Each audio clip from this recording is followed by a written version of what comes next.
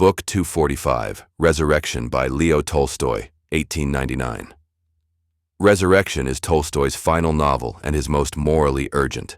Written after his spiritual crisis, it abandons the elegance of Anna Karenina and the epic sweep of War and Peace in favor of something starker and more demanding, a direct confrontation with guilt, injustice, and the possibility of moral rebirth.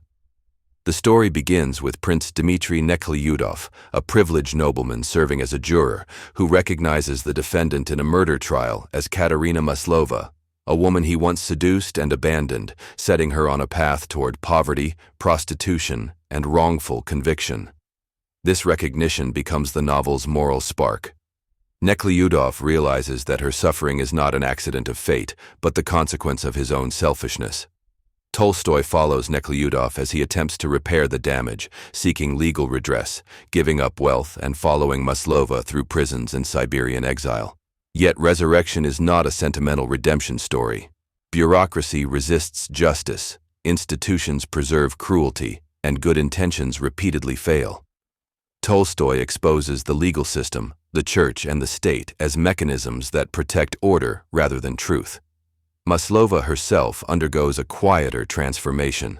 Scarred but not broken, she gradually recovers dignity and self-respect, refusing to define herself solely through Nekhlyudov's remorse. Her moral awakening does not depend on his salvation, a crucial and modern insight. What distinguishes Resurrection is Tolstoy's uncompromising ethical vision. He rejects social privilege, condemns state violence, and argues that true Christianity lies not in ritual or authority, but in compassion and personal responsibility. To love one's neighbor as oneself is not a command, but a natural law of life. The novel's title signals its true subject, not physical rebirth, but the resurrection of conscience. Nekhlyudov's journey is not toward happiness, but toward honesty.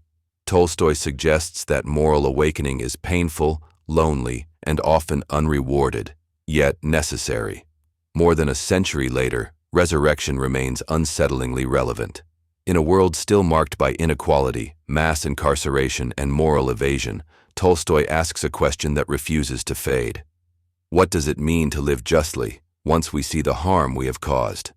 Resurrection offers no easy answers, only the hard dignity of responsibility, and the fragile hope that truth, once recognized, can still transform a life.